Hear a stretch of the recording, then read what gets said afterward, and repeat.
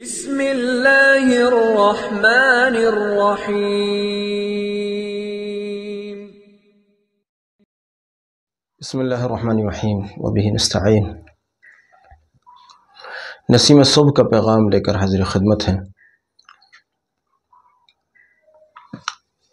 آج درود شریف پڑھنے والوں سے متعلق یا درود شریف پڑھنے والوں کو ایک اہم پیغام دینا چاہتے ہیں۔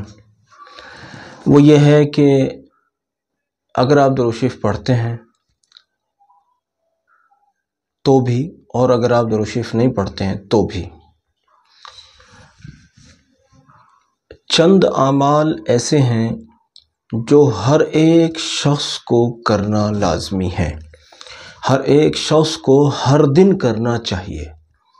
کچھ اعمال ایسے ہیں، ان اعمال کو ہر دن ہر شخص کو کرنا چاہیے، ہر عورت کو کرنا چاہیے، ہر مرد کو کرنا چاہیے۔ کیا ہیں وہ اعمال؟ جس طرح سے آپ درود شریف پڑھتے ہیں تو درود شریف یقیناً ہر دن پڑھنا چاہیے، ہر ایک کو پڑھنا چاہیے۔ دوسری چیز، کلمہ طیبہ کی کثرت، لا الہ الا اللہ، اس کی کثرت بھی ہر ایک کو کرنا چاہیے۔ کثرت 300 کو کہتے ہیں، کثرت 300 کو کہتے ہیں، تو اس سے اوپر اگر آپ بڑھ جاتے ہیں تو بہت اچھا۔ تو بہرحال لا الہ الا اللہ اس طرح سے پڑھنا چاہیے کہ لا الہ الا اللہ آپ پڑھتے رہیں، اور 10-15 مرتبہ جب ہو جائے تو محمد الرسول اللہ بھی شامل کریں صلی اللہ علیہ وسلم۔ اس طرح سے لا الہ الا اللہ بھی پڑھنا چاہیے، اور استغفار بھی ہر ایک کو پڑھنا چاہیے، ضرور پڑھنا چاہیے۔ استغفار بہت ضروری چیز ہے، بہت بڑی نعمت ہے استغفار۔ استغفار کی برکت سے اللہ کی نعمتیں اور رحمتیں متوجہ ہوتی ہیں، بندہ گناہوں سے پاک ہوتا ہے اور اللہ کے قریب ہوتا ہے۔ اس لیے استغفار ہر ایک کو پڑھنا چاہیے۔ تیسری چیز، جو مسنون اذکار ہیں، مسنون دعائیں ہیں، وہ پہلے بھی ہم نے ذکر کیا تھا، وہ ایک ایک دعا کو سیکھ سیکھ کر ہر ایک کو وہ پڑھنا چاہیے، ہر ایک کو وہ پڑھنا چاہیے۔ موقع موقع کی دعائیں، صبح ہوئی ہے تو صبح ہونے کی دعا کیا ہے، شام ہوئی ہے تو شام ہونے کی دعا کیا ہے، بیت الخلاء میں گئے ہیں تو کیا دعا پڑھیں، گھر میں گئے ہیں تو کیا دعا پڑھیں، سواری پر گئے ہیں تو کیا دعا پڑھیں، سفر میں جا رہے ہیں تو کیا دعا پڑھیں۔ ان موقع موقع کی دعاؤں کو ضرور پڑھا جائے کہ وہ دعائیں مستجاب ہیں، وہ مقبول دعائیں ہیں، وہ مقبول دعائیں ہیں، یہ وہ دعائیں ہیں جو پہلے ہی سے مقبول ہیں۔ اچھا، ایک اور کام کرنا چاہیے، ہر شخص کو قرآن کریم کی تلاوت روزانہ کرنا چاہیے۔ اللہ مجھے بھی توفیق عطا فرمائے، آپ کو بھی۔ قرآن کی تلاوت ہر ایک شخص کو ہر دن کرنا چاہیے۔ جو شرعی عذر رکھنے والی خواتین ہیں وہ بہرحال اس سے مستثنی ہیں۔ تو اور قرآن کریم کی تلاوت کیسے کرنا چاہیے؟ جیسے ہم بتاتے ہیں ایسے کرنا چاہیے۔ کیسے؟ کہ جہاں آپ نے آدھا پارہ، ایک پارہ، جتنا بھی آپ نے پڑھنے کا معمول بنا رکھا ہے، اس میں سے تھوڑا سا حصہ ضرور قرآن کا ایسا ہو آپ کے یہاں جس کا آپ روزانہ ترجمہ دیکھا کریں۔ ترجمے کو دیکھنے سے مطلب یہ نہیں ہے کہ بس دیکھا اور چلو چل دیے، نہیں، مطلب اس کو سمجھا کریں، اس کو سمجھنے کی کوشش کیا کریں، اور اگر اللہ رب العزت توفیق دے دے تو اس کو یاد کرنے کی کوشش کیا کریں، اور اگر یاد ہو جائے تو لوگوں پر علامہ نہ بنے، لوگوں پر اپنے علم کو بگھارے نہیں کہ ہم تو اتنے بڑے علم والے ہیں، آپ ہمارے سامنے کیا جانیں۔ نا، بالکل نہیں، بالکل نہیں۔ علم کا مقصد دوسروں پر بگھارنا نہیں ہے، دوسروں پر تفاخر کرنا نہیں ہے کہ ہم آپ سے بڑے ہو گئے، ہم بہت بڑے علامہ بن گئے، ہم نے قرآن، نہیں، ایسا نہیں۔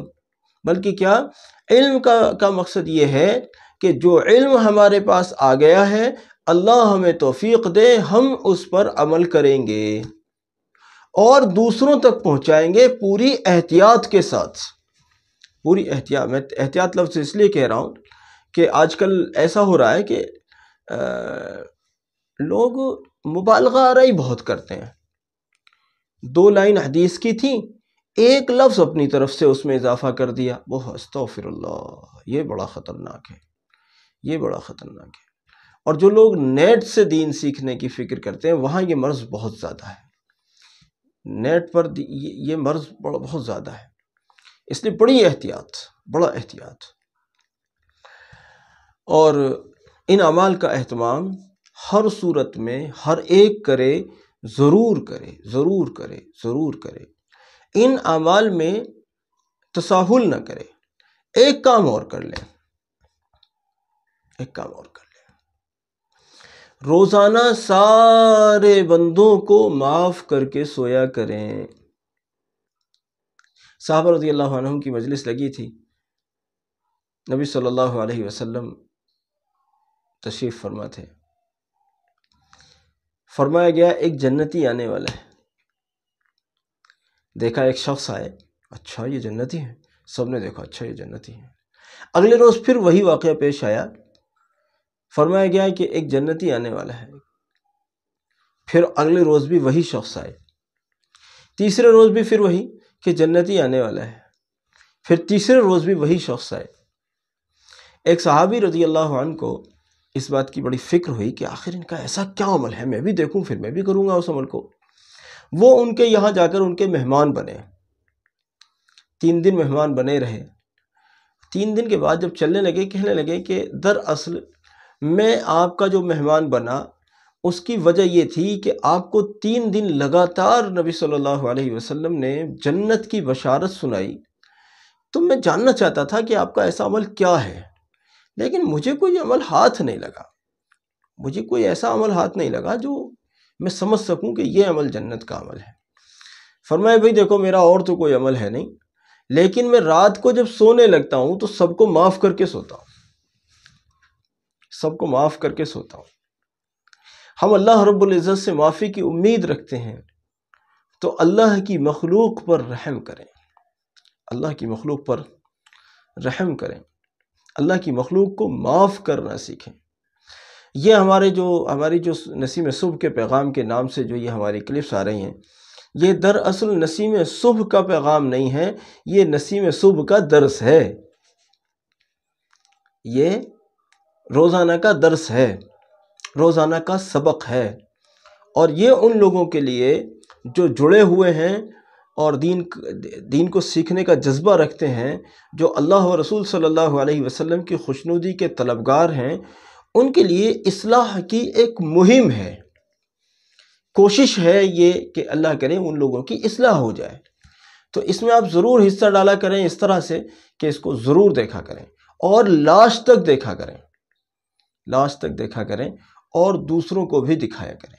اس کے لیے ہم نے جو نظام بنا رکھا ہے کہ 10 لوگوں کو ہم گزارش کرتے ہیں آپ سے کہ روزانہ 10 لوگوں کو اس کو سنوایا کریں، ان کو شیئر کیا کریں، ان کو پہنچایا کریں، اور 4 لوگوں کی کم سے کم روزانہ نئے لوگوں کی تشکیل کیا کریں کہ آؤ درود شریف پڑھیں. ہر نئے آدمی کی شروعات 500 مرتبہ عشاء کے بعد سے کرائیں، اور اگر بالفرض اس کو یہ کام مشکل ہو، محال ہو، تو پھر جتنا اس کے لیے آسان ہو اتنے سے شروع کرائیں. لیکن ہمارے اس درسی ترتیب سے آپ جڑے رہیں، اور یہ جو چند اعمال ہم نے بتائے ہیں ان اعمال کا بھرپور اہتمام کریں. آپ کی زندگی میں استغفار ضرور ہو، آپ کی زندگی میں درود شریف تو ہو ہی ہو، آپ کی زندگی میں کلمہ طیبہ بھی ہو، آپ کی زندگی میں مسنون اذکار بھی ہوں، اور آپ کی زندگی میں قرآن کریم کی تلاوت بھی ہو. یہ 5 کام ہر آدمی کرے، اور اخیر میں خود بھی اللہ سے استغفار کر کے سویا کریں اور دوسروں کو بھی معاف کر کے سویا کریں. اللہ رب العزت میرے بھی حق میں، آپ کے حق میں، ساری امت کے حق میں ان باتوں کو قبول فرما کر ہم سب کی نجات اور مغفرت کا ذریعہ بنائے. جزاکم اللہ. السلام علیکم ورحمۃ اللہ وبرکاتہ.